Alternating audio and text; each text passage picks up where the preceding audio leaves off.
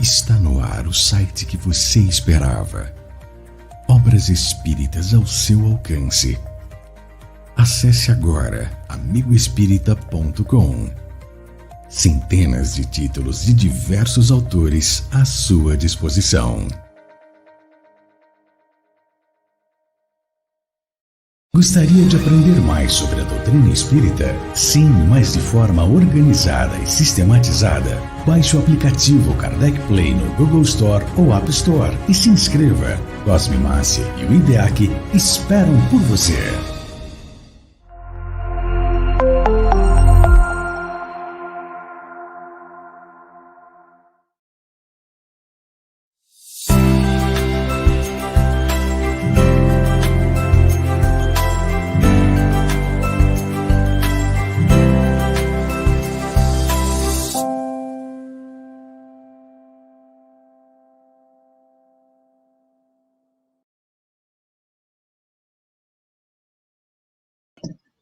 Olá, queridos amigos. É com muita alegria que estamos aqui hoje, mais uma segunda-feira, 19 horas.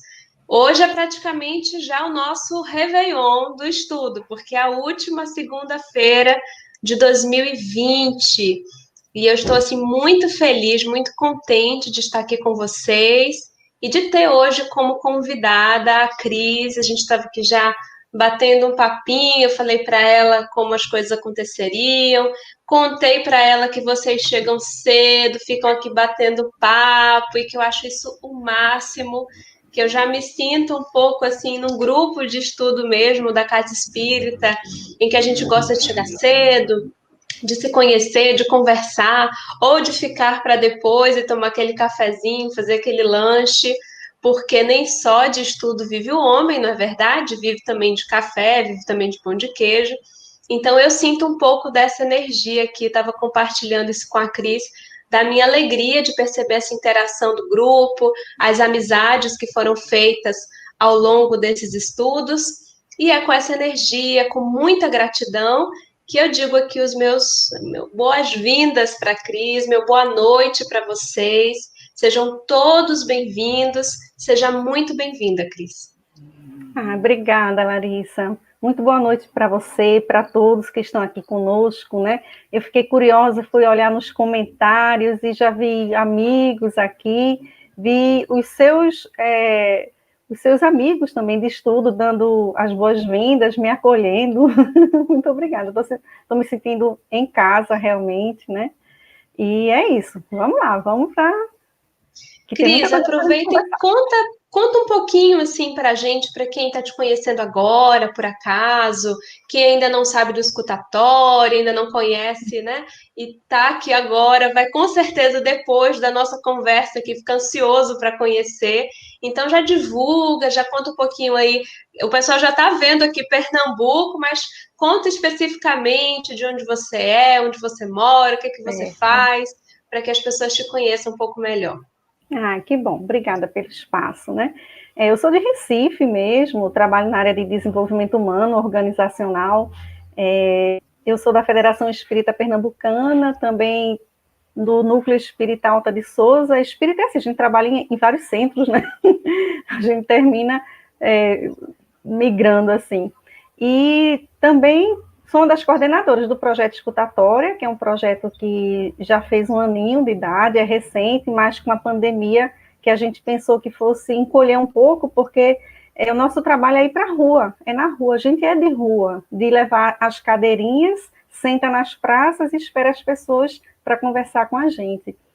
Então, a gente ficou meio aterrorizado com a impossibilidade, né? A gente tinha que proteger as pessoas, obviamente, mas aí o trabalho foi o contrário, floresceu, a gente tem live toda quarta-feira, do projeto Escutatório às 18h30, né, que por várias emissoras, pela TV7, pela FEB, as federativas também transmitem, que a gente traz conteúdos, temas que a gente muito escutou de sofrimentos das pessoas, então a gente procura tratar isso nas lives, e a gente migrou também para o Alô, Eu Te Escuto, as pessoas entram em contato com a gente nas redes sociais, Insta, Facebook, e a gente conversa com essas pessoas por telefone, né? A gente até adquiriu, agora em fevereiro a gente vai ter o treinamento, uma ferramenta igual do CVV, para a gente, o escutador, ele ficar também resguardado, protegido, né? O número do seu telefone.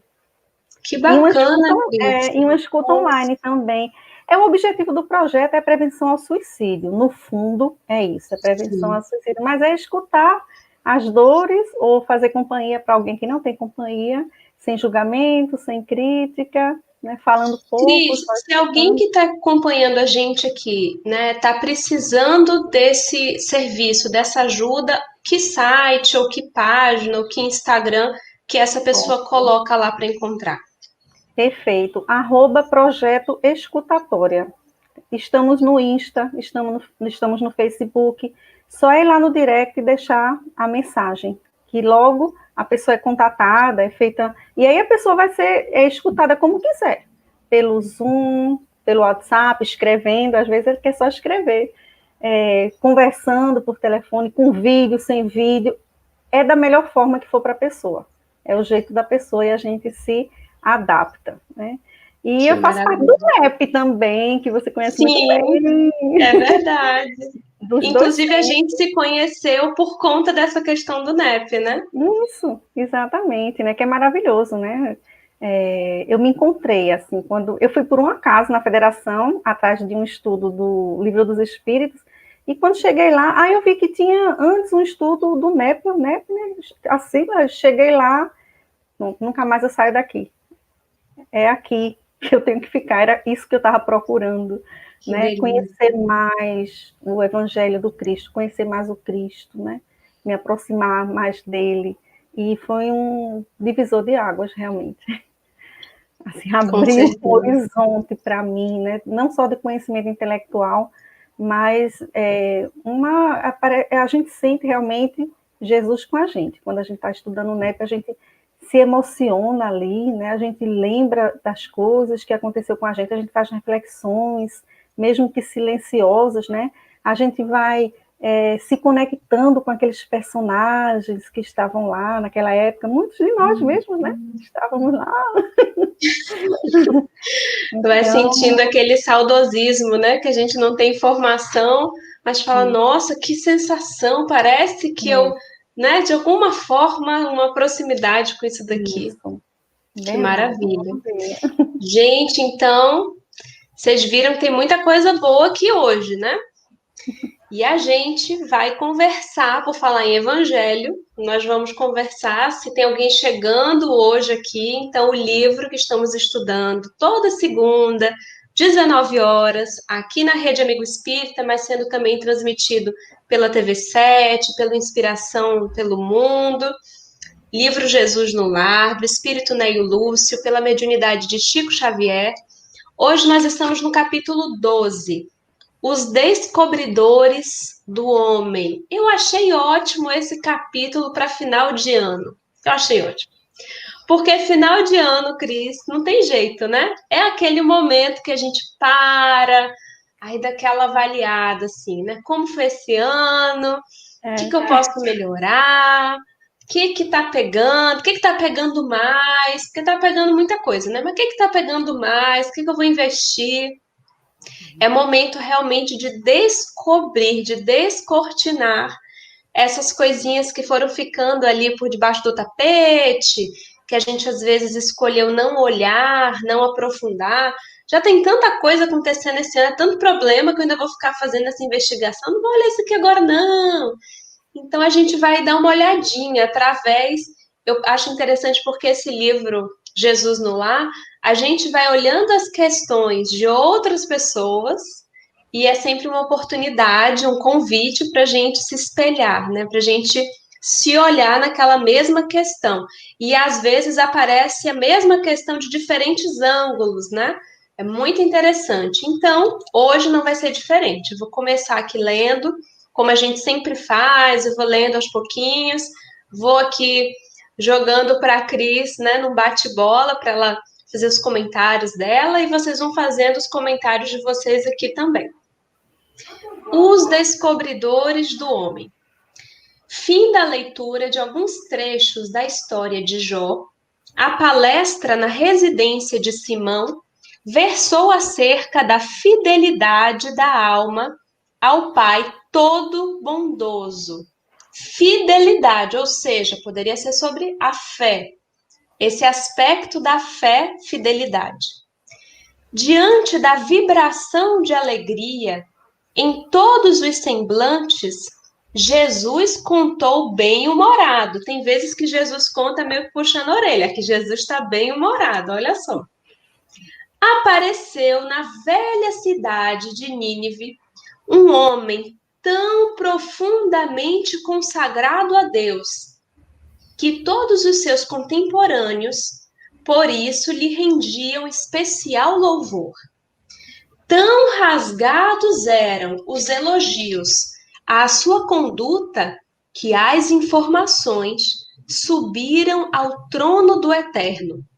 E porque vários arcanjos pedissem ao Todo-Poderoso a transferência dele para o céu, determinou a divina providência, a divina sabedoria, fosse procurado na selva da carne, a fim de verificar-se com exatidão se estava efetivamente preparado para a sublime investidura. Aqui eu já vou passar a palavra para a Cris, porque já tem bastante informação. O que você nos diz, Cris?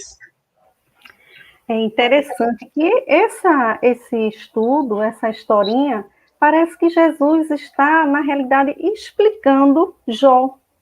Né? Ele tem acabado de falar sobre Jó e aquelas pessoas, apesar de maravilhadas, né, Jesus trazendo aquelas informações que eles não tinham nem acesso, apesar disso, eles não compreendiam bem.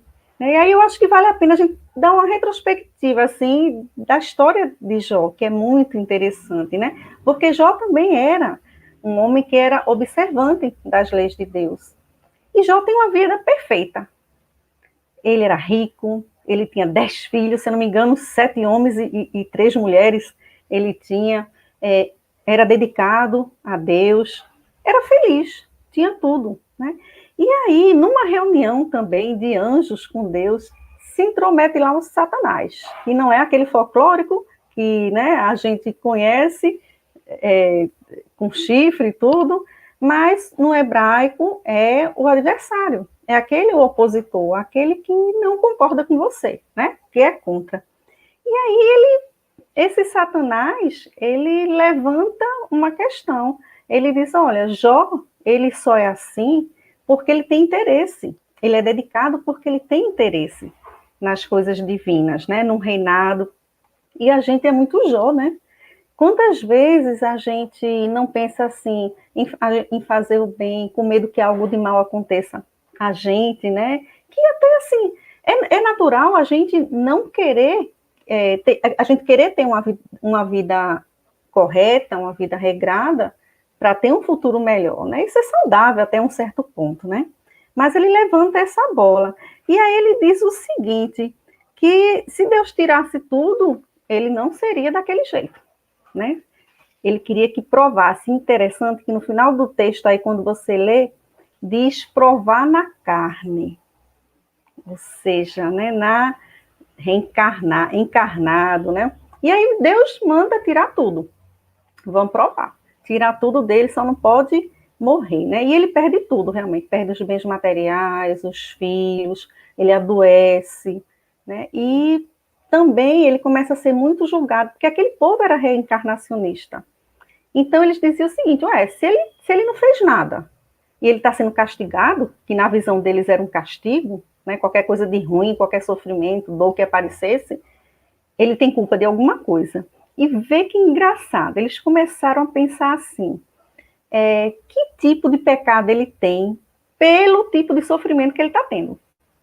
E a gente sabe que nós fazemos essa relação também, né? Apesar do véu do esquecimento, a própria doutrina nos explica isso, que pelo teor da prova, expiação que a gente está passando, a gente desconfia por onde é que está o erro da gente, né? E essas pessoas ficavam curiosas, querendo descobrir o de Jó, né? Então ele ficou sendo julgado também, além de tudo, né? Pelas outras pessoas. E aí, o que acontece? Deus aparece para ele, para Jó, e mostra todo mundo, o universo, né? Mostra a sabedoria dele.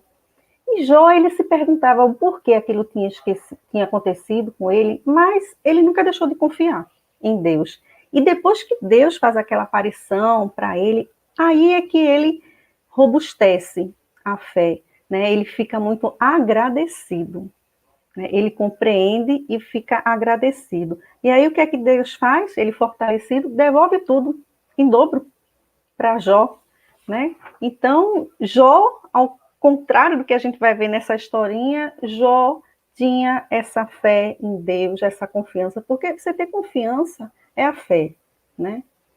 Então, ele tinha isso e ele foi provado na fé dele, na confiança dele em Deus, e passou com louvor. Passou de ano com louvor. Isso não tem como a gente também não lembrar quando a gente fala nessa fé que se apresenta como confiança, e o teste de confiança vai no ponto da fidelidade, porque a gente sabe que Deus é fiel. Agora, a gente...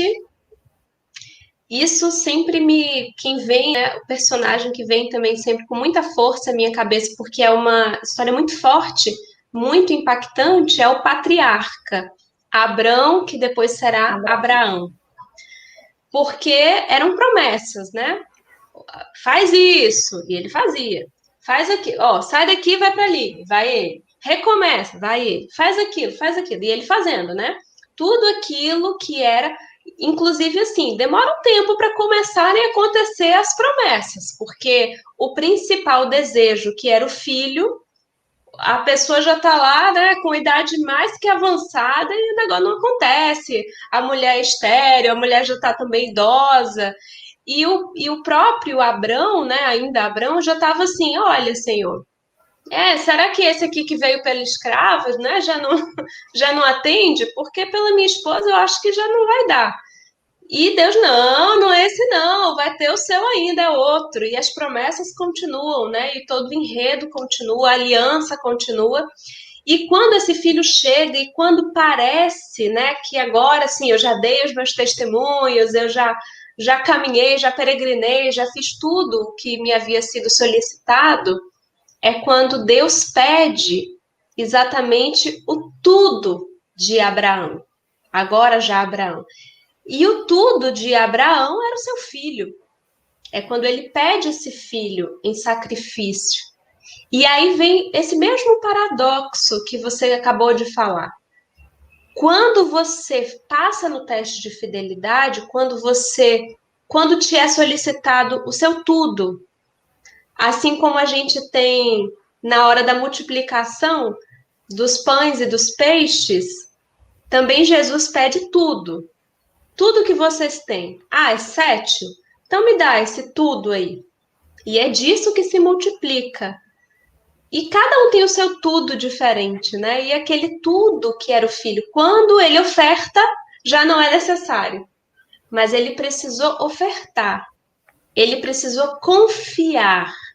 Ele precisou entregar para que não fosse mais necessário o sacrifício do filho. E é aí que a gente, pelo menos eu, assim, porque é como se a gente quisesse ter garantias.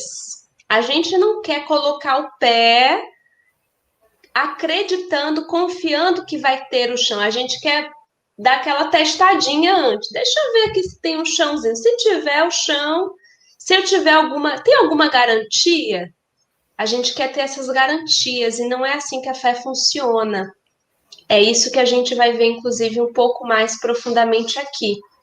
Nessa história de Jó, ele precisou se entregar, ele precisou confiar, ele precisou ser fiel. Abraão precisou ser fiel. Jesus veio exatamente nesse mesmo sentido aqui, né?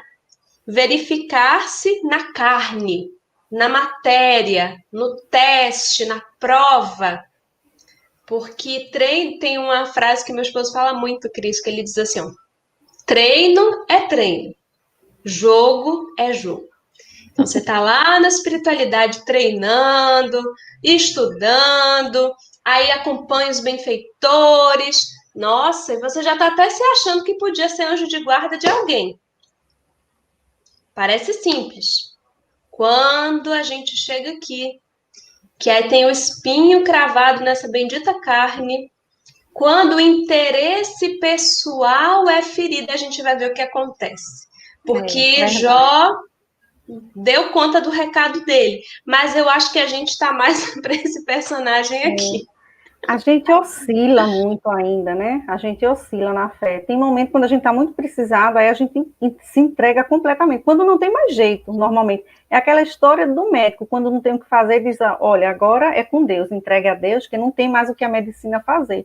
A gente faz meio isso. Quando a gente não tem realmente mais nenhum, não vê mais nenhuma saída, aí a gente se entrega, né?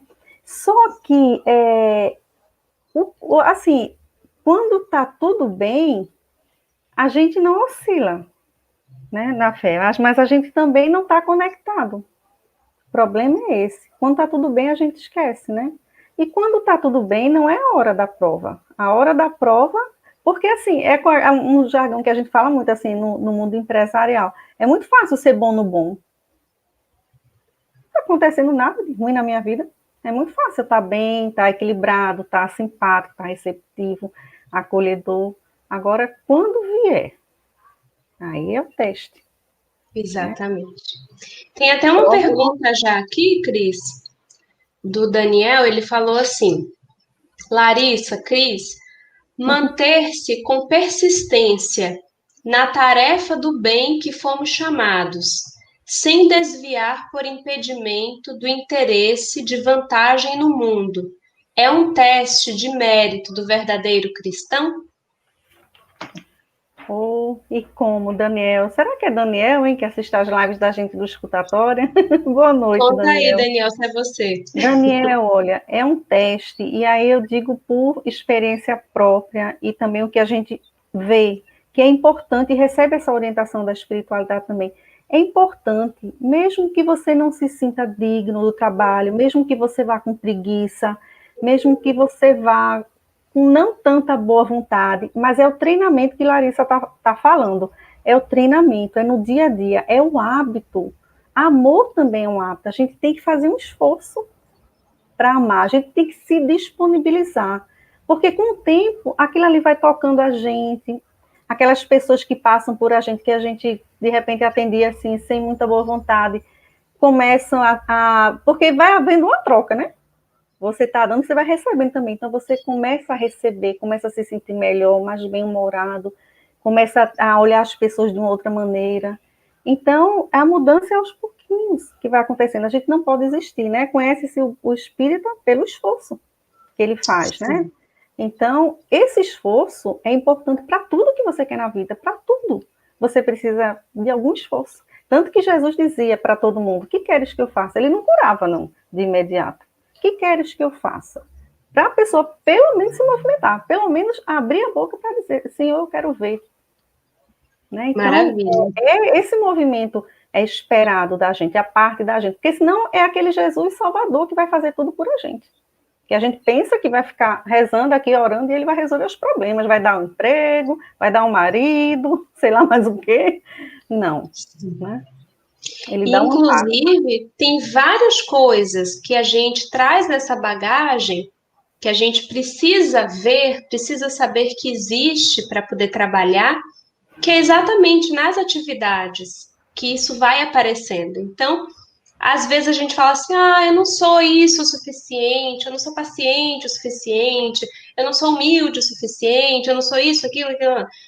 E aí tem aquela frase do Chico Xavier que diz assim: olha, se eu fosse esperar estar pronto para começar, talvez eu nunca tivesse começado. E aí talvez alguns pensem: mas o Chico, mas isso se aplica, gente, a qualquer um de nós.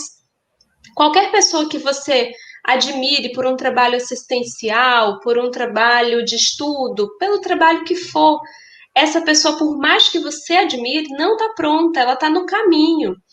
E, inclusive, é importante a gente saber isso, porque senão a gente vai colocando as pessoas que a gente admira num pedestal ilusório, e na hora que a pessoa apresenta ali a dificuldade, a realidade, né?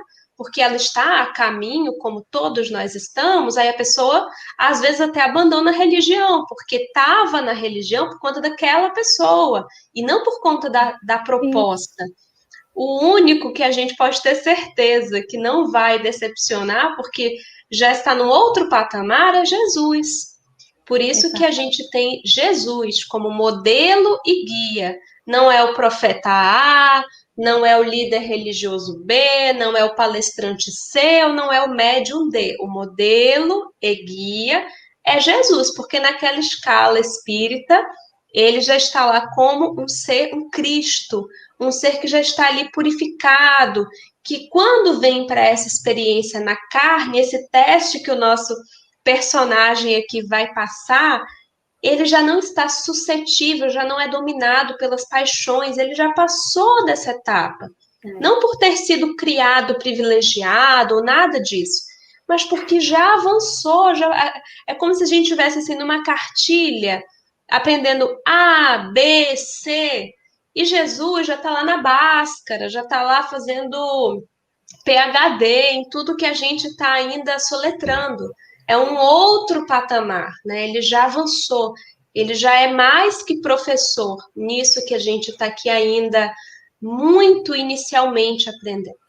Então, vou ler mais um pouquinho e vou jogar para você de novo, Cris. Tá, Larissa, eu queria só fazer um comentário, que é importante, numa situação dessa, em qualquer situação que a gente se depare com um pensamento desse, eu não sou digno e tal, a gente fazer uma autoanálise, porque, no fundo, isso pode ser um orgulho.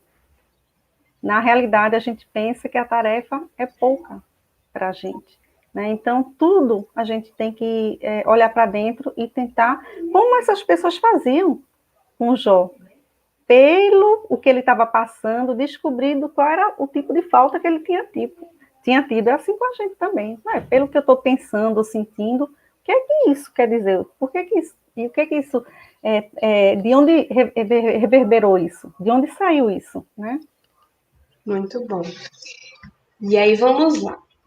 Para isso, ou seja, para verificar, né, se aquela pessoa tão devotada à fé, aparentemente tão fiel a Deus, se realmente já podia ir direto lá para o céu, né, para o plano espiritual, para uma situação melhor do que aquela que ele estava, os anjos educadores, a serviço do Altíssimo, enviaram à Terra 4 rudes descobridores de homens santificados. Então, se você está aí se achando um homem santificado, olha os descobridores que vão bater na sua porta. Na minha nem precisa vir, viu, pessoal? Porque eu já estou sabendo a realidade aqui. A necessidade, o dinheiro, o poder e a cólera desceram, cada qual a seu tempo, para efetuarem as provas indispensáveis. A necessidade, que em casos desses sempre surge em primeiro lugar, aproximou-se do grande crente e se fez sentir de vários modos, dando-lhe privações, obstáculos, doenças e abandono de entes amados. Entretanto, o devoto, robusto na confiança, compreendeu na mensageira uma operária celeste e venceu-a, revelando-se cada vez mais firme nas virtudes de que se tornara modelo. Só aqui já estava complicado. Já é uma prova difícil. Olha quanta coisa ele passou, gente. Gente, olha isso aqui. A necessidade não só foi, já não bastava, mas ela foi assim, ó, de várias formas ainda. Privações, obstáculos, doenças, abandono de entes amados. E ele, ó, conseguiu passar de tudo. Só isso daqui já é coisa suficiente para uma existência toda, você não acha? É verdade, isso aqui fala diretamente, realmente, dessa resistência moral. Porque quando a gente, às vezes, não tem o que comer, quando a gente não tem um dinheiro para pagar uma escola de um filho, a gente pode pensar em fazer, de alguma maneira, mesmo que seja ilícita, para atender uma necessidade, que é uma necessidade legítima. Né? Por isso que falta a fé quando você falha nisso, porque Deus sempre vai socorrer, né? Jesus sempre vai socorrer, através de pessoas, É tão legal quando diz assim, aí manda os anjos resolverem, manda os anjos para passar pela experiência, para treinar, né? Porque lógico que Deus sabia, Deus sabe, né? Se a pessoa vai passar ou não, se vai suportar a prova, mas ele usa as pessoas com esse intuito de que passe pela experiência, né? De que acompanhe. E uma coisa linda é que as provas elas são proporcionais, né? Ele vai sendo testado aqui em cada uma delas a necessidade, o dinheiro, mas elas são proporcionais ao adiantamento e isso a gente pode ter em várias encarnações, não numa só. Né? Porque, na realidade, quando a gente faz o planejamento, o planejamento da reencarnação da gente na espiritualidade, muitas vezes a gente até empolgado ou muito arrependido, a gente quer se comprometer com que os espíritos que estão nos assessorando sabem que a gente não vai dar conta. Olha, você não vai suportar isso tudo de uma vez só, não. Vamos parcelar aí em várias experiências, vamos provar primeiro isso, uma coisa. Suspende essa parte aqui por um tempo, isso aqui a gente vê depois, deixa os ombros ficarem mais fortes. Isso é a misericórdia divina, né? Agindo em nosso favor. Então, essa prova da necessidade fala muito isso, dessa resistência moral, da pessoa não sucumbir diante da fome, diante, né, de uma derrocada financeira, e ter resiliência, né? Se recuperar o mais rápido possível que puder. Mas é uma prova... Isso, Cris, me fez lembrar também uma coisa muito recorrente, se a gente observar. Eu adoro ler biografia. Assim, um dos tipos de leitura que mais me inspiram, né? Saber os bastidores da vida de pessoas que admiramos. E esse é um ponto muito comum. A visita desse anjinho aqui abençoado é um ponto comum na vida desses missionários, especialmente missionários do âmbito da religião. É muito comum a gente observar pessoas que tiveram uma infância difícil. Se a gente olhar a vida do Chico, a vida do Divaldo, a vida do Kardec, se a gente observar a vida da irmã Dulce, que eu também admiro tanto, várias pessoas com atividades diferentes, mas que tinham e que têm uma tarefa nesse campo do soerguimento de irmãos, é como se desde cedo já fosse assim colocado aquela sementinha da empatia em relação às pessoas com necessidades. Exatamente para que fique ainda mais fácil, além de toda a bagagem, né, que essas pessoas com certeza já trazem, mas quando a gente está com isso muito vívido, muito acordado dentro da gente, quando você já passou pela necessidade do afeto, pela necessidade do pão, pela necessidade nas suas diferentes facetas, como apresenta aqui. Eu lembro de uma entrevista que o Divaldo até diz assim, porque a história de vida dele e com a família dele é muito dura, né? Muito difícil. A gente vê isso nas biografias, no filme também. E ele diz assim que foram grandes professores na vida dele, porque até mesmo a questão da personalidade, personalidades muito difíceis que ele precisou lidar ao longo da vida, né? Pessoas com temperamentos variados, com questões variadas, nem sempre ele estava ali com o caminho das pedras, como às vezes as pessoas acham que por ser médium, tá sempre uma entidade ali, ó, diz isso, faz aquilo, e não é assim que a banda toca, né? Tem uma parte enorme do trabalho que é a própria pessoa mesmo, aconselhando, conversando, escutando, recebendo críticas, ataques. E ele diz que de experimentar-se na família com essas personalidades tão variadas, isso facilitou o entendimento e a compreensão em relação às pessoas que ele foi encontrando. E eu acho que isso acontece com muita gente que tem essa tarefa muito direta com o ser humano e com essa complexidade humana. A necessidade bate a porta mesmo, né? Sim, os humanitários, né? Exatamente. Só que aí, depois de passar pela necessidade, vem o dinheiro. Acercou-se do homem e conferiu-lhe mesa lauta, recursos imensos e considerações sociais de toda sorte. Mas o previdente aprendiz lembrou-se da caridade e, afastando-se das insinuações dos prazeres fáceis, distribuiu moedas e posses em multiplicadas obras do bem, conquistando o equilíbrio financeiro e a veneração geral. Vitorioso na segunda prova, veio o poder, que o investiu de larga e brilhante autoridade. O devoto, contudo, recordou que a vida, com todas as honrarias e dons, é simples empréstimo da providência celestial, e usou o poder com brandura, educando quantos o rodeavam, por intermédio da instrução e do trabalho bem orientados, recebendo em troca a obediência e a admiração do povo entre o qual nascera. Passou mais Que duas, Cris. lindo. Passou mais duas. Olha, e se essas duas juntassem, dinheiro mais poder, nossa. Nossa, Senhor Jesus. Gente, o dinheiro. Você sabe que tem uma pesquisa que tem a ciência da felicidade, né? E tem uma pesquisa que é feita com pessoas que ficaram ricas, ganharam 1 milhão na loteria. Elas passam por um teste de nível de felicidade. Depois de um ano que elas ganharam aquele 1 milhão, aplica novamente o teste. E você acha que a felicidade delas aumentou ou diminuiu? Eu apostaria que diminuiu. Não diminuiu não, porque resolve uns problemas, né? Mas não aumentou. Não Olha aumentou. Isso só. é muito significativo, né? Nem aumenta, então. Exatamente. E o dinheiro ele só aumenta realmente a felicidade quando você está naquele nível que você precisa do dinheiro para comer, para subsistir. Aí é óbvio que é uma questão de dignidade e aí aumenta o seu bem-estar, né? Então você se sente mais feliz. Mas a gente só consegue a felicidade com o dinheiro se a gente repartir, se a gente atender o outro. Aí é que entra a caridade. Os que dão um significado a esse dinheiro, porque o dinheiro nem é bom nem é ruim.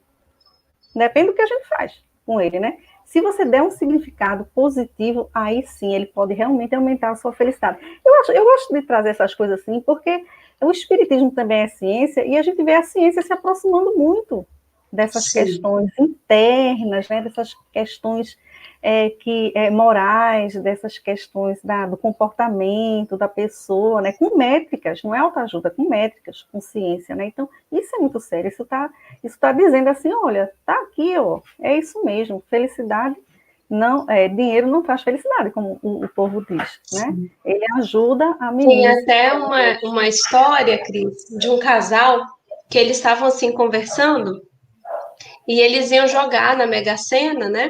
Para tentar mudar de vida. E eles começaram assim, antes de jogar, a conversar. O que eles iam fazer, né? Se eles conseguissem ali aquele prêmio tão ansiado por eles. E aí começaram, e a mulher falou que isso e aquilo. Eu sei que de repente os dois já estavam brigando, discutindo e já estavam quase pedindo a separação, porque se eles conseguissem aquilo, o que ele queria era uma coisa, o que ela queria outra, e aí eles não se encontravam nesse caminho. Resultado da ópera.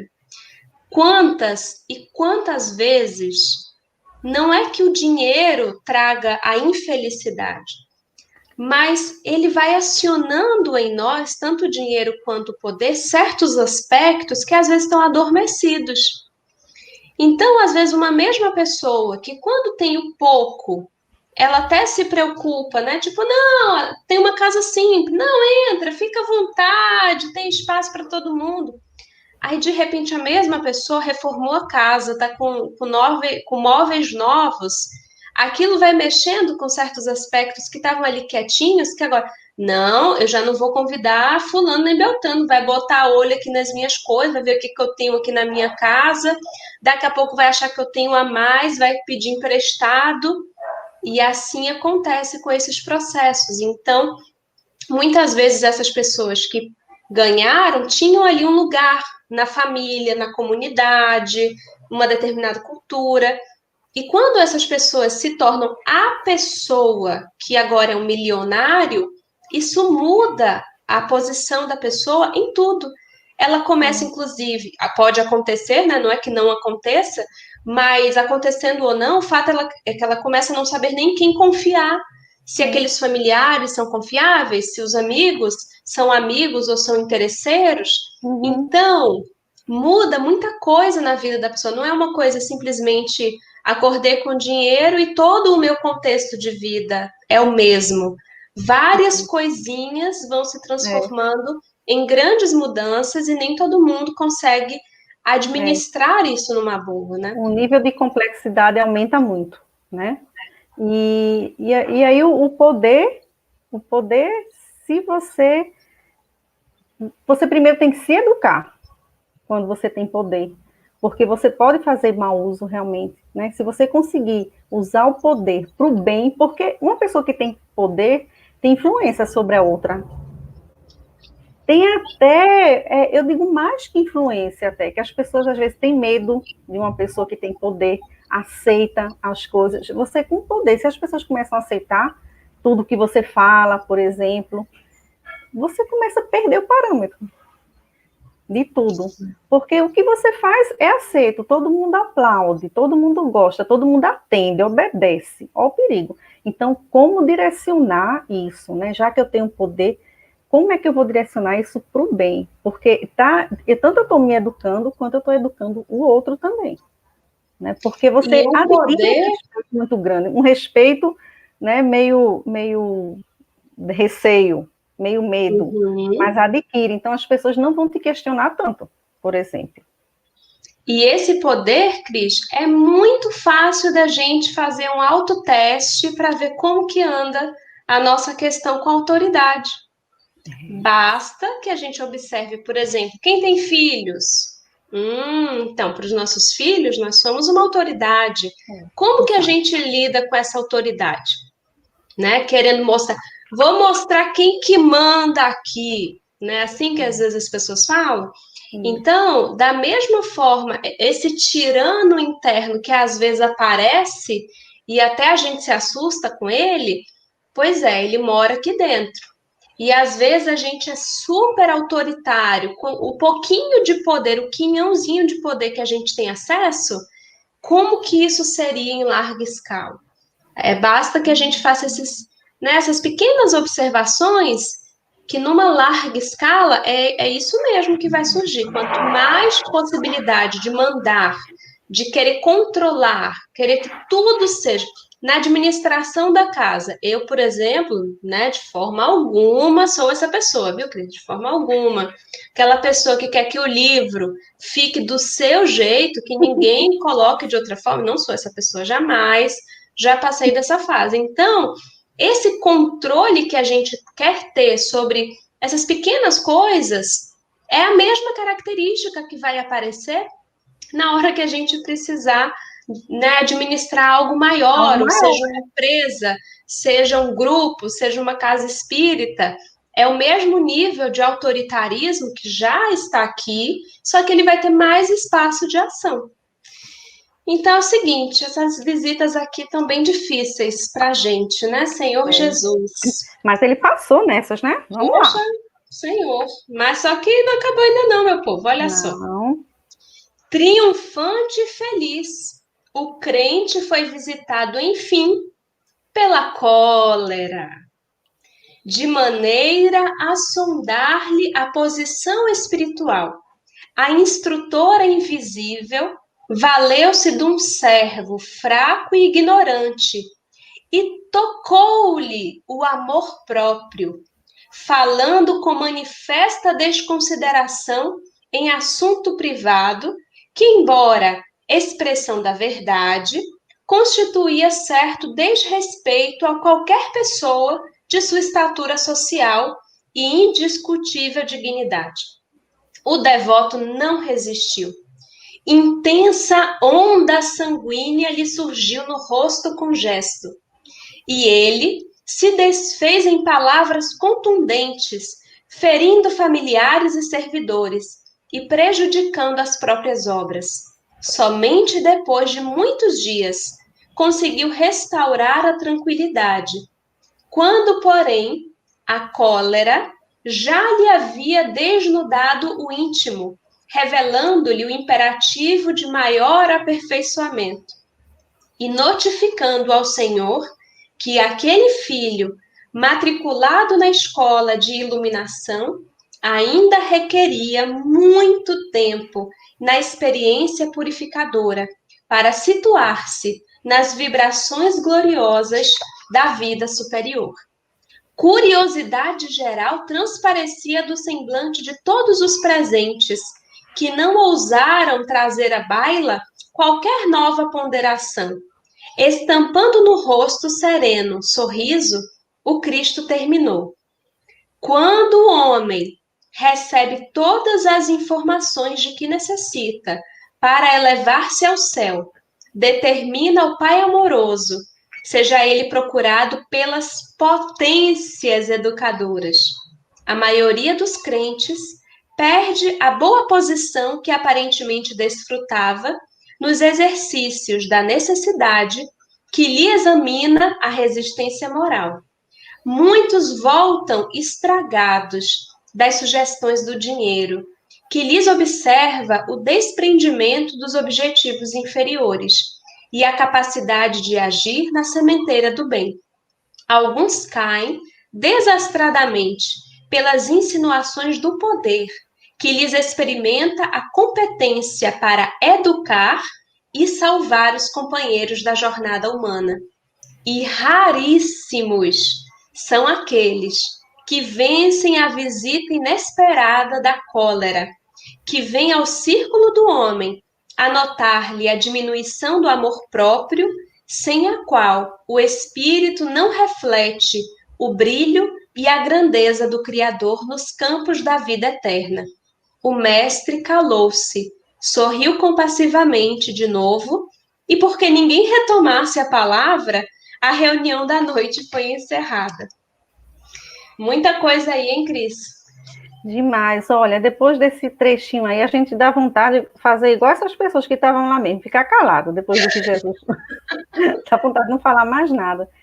Porque é tão impressionante, porque essa última visitante, educadora, né, que a gente sabe que as provas é a pedagogia de Jesus, né, para nos orientar, para nos elevarmos, nos transformarmos moralmente.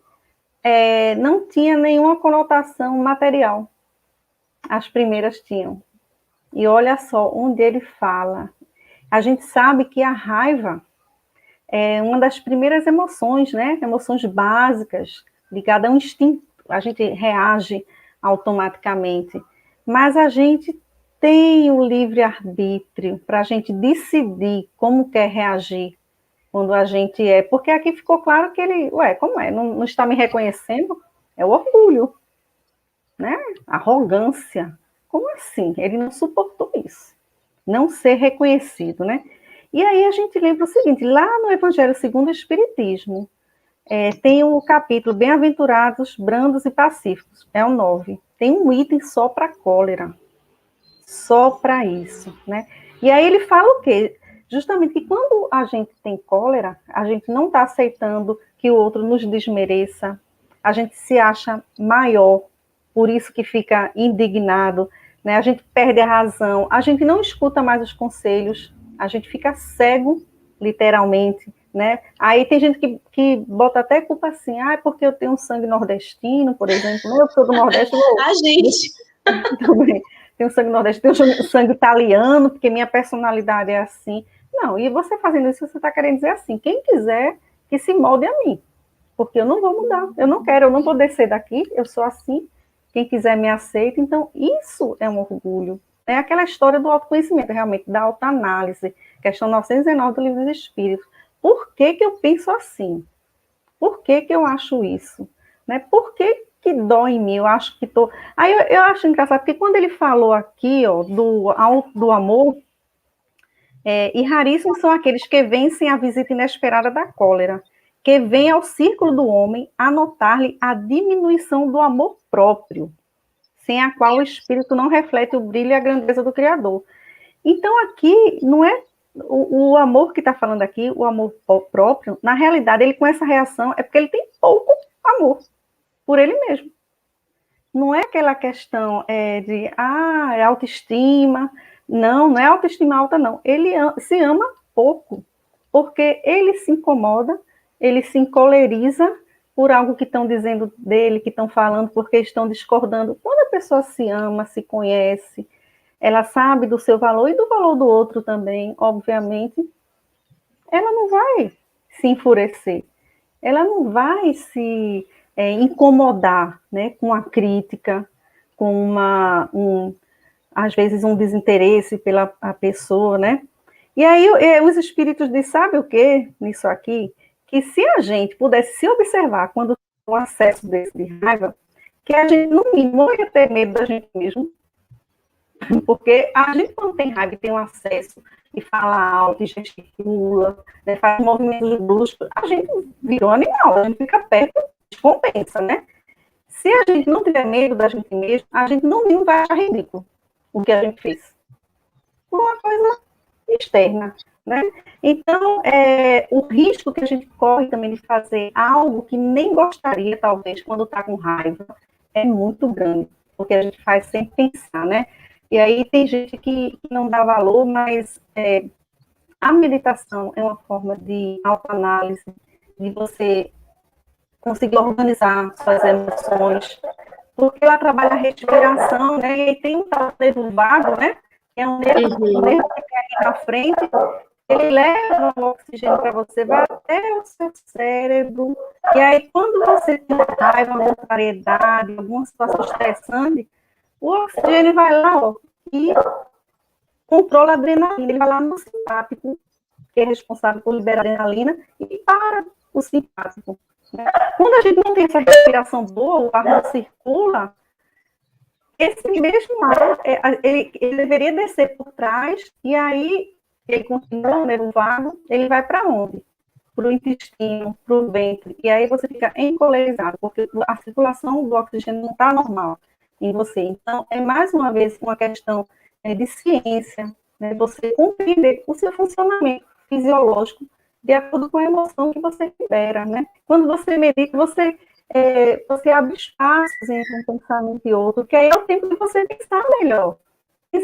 Ou se arrepender, ou então assim, opa, não vou fazer isso. É aquele tempinho que você tem para mudar de ideia, né? Que você tem que aproveitar, porque você está mais calmo, está mais relaxado. Então, a probabilidade de você fazer algo que você vir a se arrepender depois é muito menor, né? Então, respirar, orar, botar água na boca, como dizia Chico Xavier, né? Enche a boca de água para não falar, né? Não falar algo que não deveria. Sair do foco, né? Sair do foco. Isso ajuda a gente. São ferramentas que a gente, como não tem ainda o autocontrole, a gente deve recorrer a essas ferramentas. Não é, Larissa?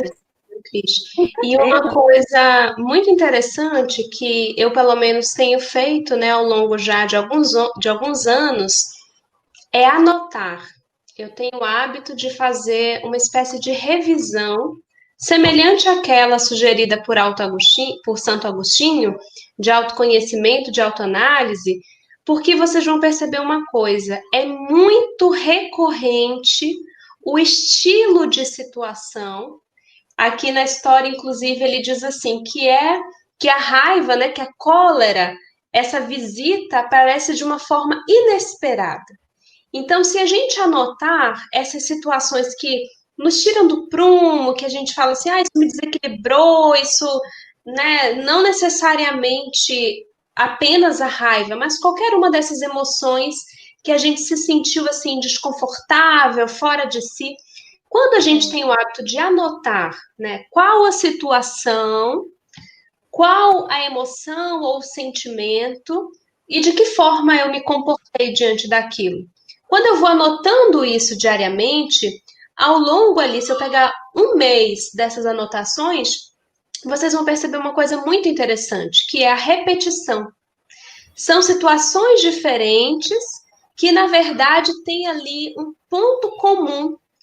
Então, pessoas com determinado estilo de personalidade, em geral, me despertam tal sentimento. E quando a gente vai percebendo isso, fica mais fácil a gente investigar. Por que será que sempre diante desse tipo de situação eu sinto isso? Por que será que quase sempre diante desse estilo de pessoa eu me comporto dessa forma?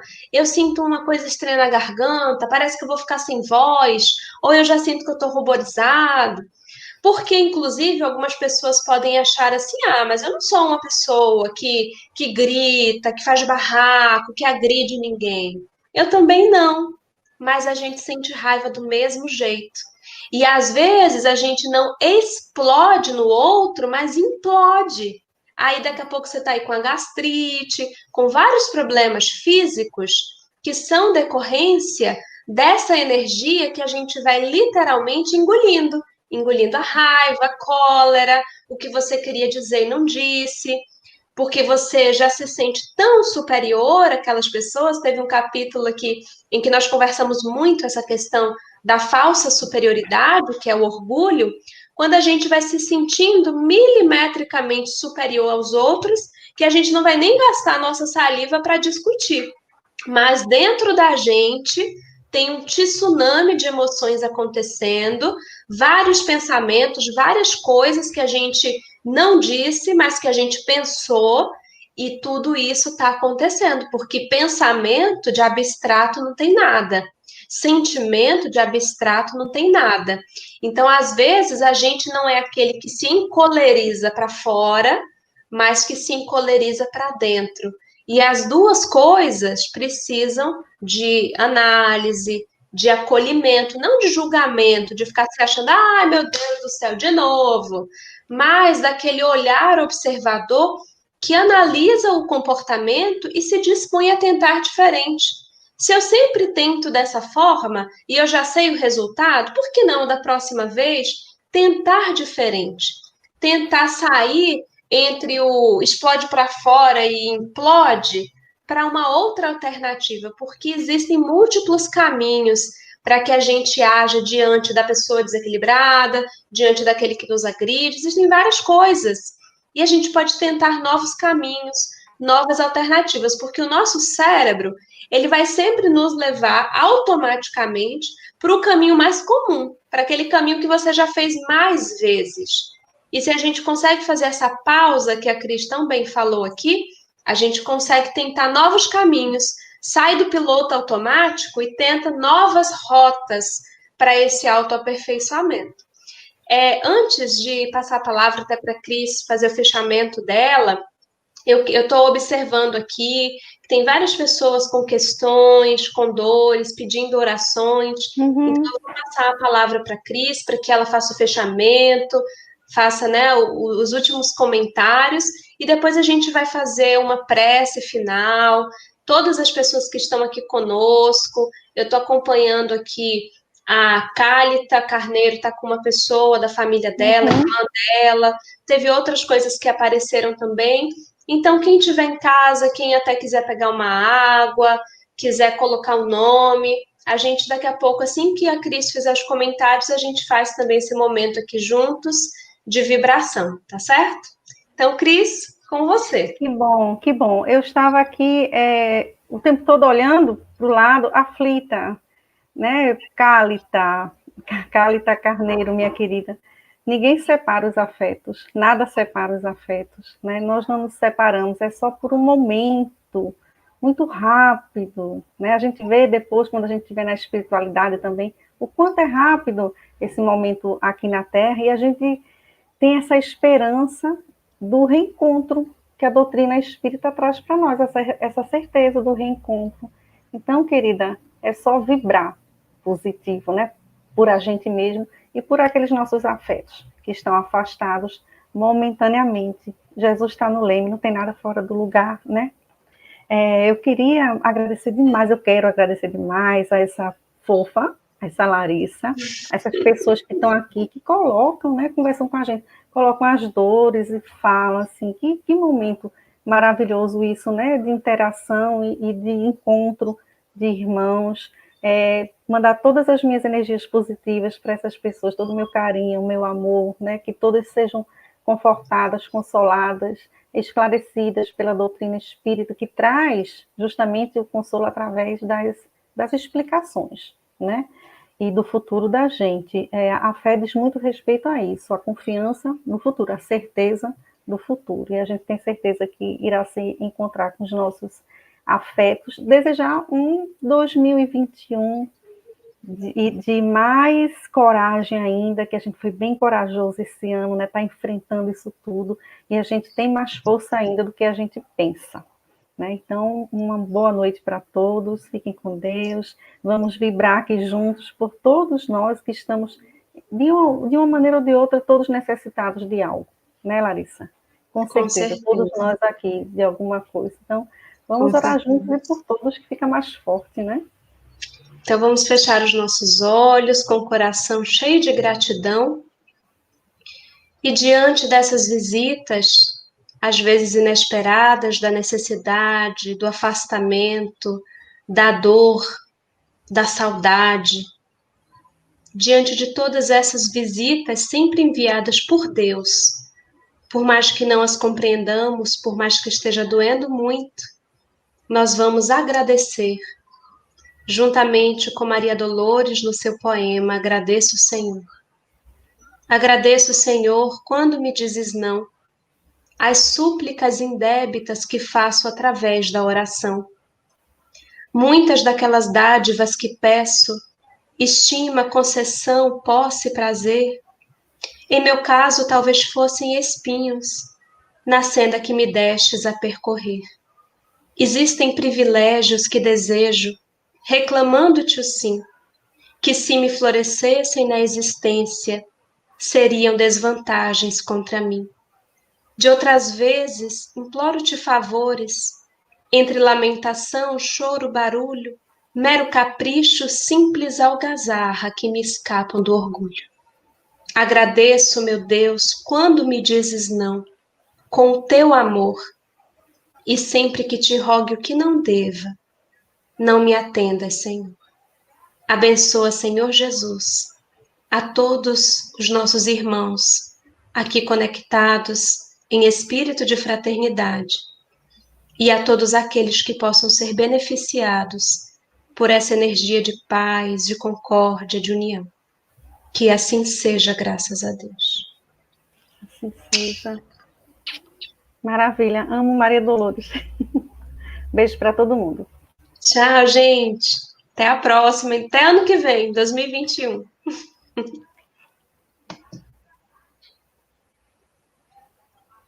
1 milhão de amigos é o que a Rede Amigo Espírita deseja conquistar em seu canal no YouTube. E você, amigo espírita, pode ajudar. Convide 5 amigos para se inscreverem em nosso canal e ligarem o sino de alerta. Além de atingir a meta de 1 milhão de amigos, todos serão sempre avisados de novos vídeos e transmissões ao vivo no YouTube. Acesse agora raitv.com.br.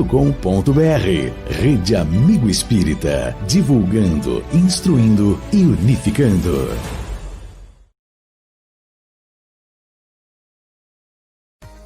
Está no ar o site que você esperava. Obras espíritas ao seu alcance. Acesse agora amigoespírita.com. Centenas de títulos de diversos autores à sua disposição. Gostaria de aprender mais sobre a doutrina espírita? Sim, mas de forma organizada e sistematizada. Baixe o aplicativo Kardec Play no Google Store ou App Store e se inscreva. Cosme Márcia e o IDEAC esperam por você.